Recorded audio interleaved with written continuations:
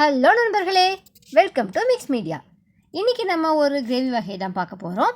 எப்போவுமே நம்ம டிஃபன் செய்யணும் அப்படின்னா அதுக்கு ஒரு சாம்பார் இல்லை சட்னின்னு ரெகுலராக யூஸ்வலாக பண்ணிகிட்ருக்கிறதையே பண்ணிகிட்ருக்காம இன்றைக்கி கொஞ்சம் டிஃப்ரெண்ட்டாக டொமேட்டோ அண்ட் கோகோனட் யூஸ் பண்ணி சூப்பரான ஒரு கிரேவி செய்ய போகிறோம். ரொம்ப சிம்பிளாக இருக்கும்.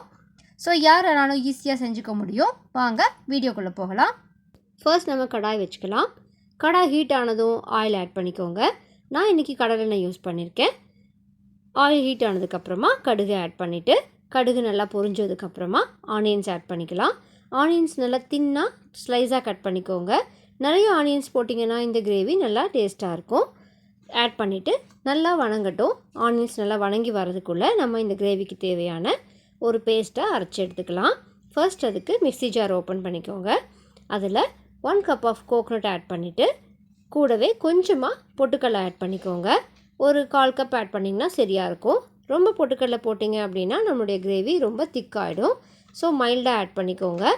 இது கூட மசாலா பொருட்களான பட்டை, கிராம்பு, சோம்பு இதெல்லாம் ஆட் பண்ணிக்கலாம். அதுக்கப்புறமா 2 டொமேட்டோஸ் ஆட் பண்ணிக்கோங்க. அதுக்கப்புறம் நம்மளுடைய காரத்துக்கு தகுந்தா போல் ஒரு 2 டீஸ்பூன்ஸ் மிளகாத்தூள் ஆட் பண்ணிக்கிறேன். போட்டுட்டு எல்லாமே நல்லா ஃபைன் பேஸ்ட்டாக அரைச்சி எடுத்துக்கலாம். இப்போது நம்மளுடைய ஆனியன் நல்லா ஃப்ரை ஆகி வந்தாச்சு. நம்மளுடைய அரைச்சி வச்சுருக்கிற பேஸ்ட்டை இப்போது ஆட் பண்ணிக்க போகிறோம். ஆட் பண்ணிவிட்டு நம்ம குழம்புக்கு எவ்வளோ வாட்டர் ஆட் தேவையோ அவ்வளோ ஆட் பண்ணிக்கோங்க. ஆட் பண்ணிவிட்டு நல்லா கலக்கி விடுங்க. இப்போது நம்ம குழம்புக்கு தேவையான உப்பு ஆட் பண்ணிக்கலாம்.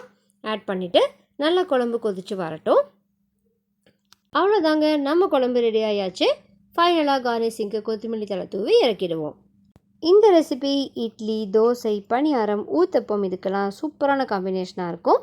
செஞ்சு பாருங்கள். செஞ்சு பார்த்துட்டு கமெண்ட் செக்ஷனில் பிங்க் பண்ணுங்கள். இதே மாதிரி சிம்பிளான ஹெல்த்தியான ரெசிபீஸ்க்காக நம்ம சேனலை சப்ஸ்கிரைப் பண்ணிவிட்டு காத்துருங்க. டாட்டா, பாய் பாய்.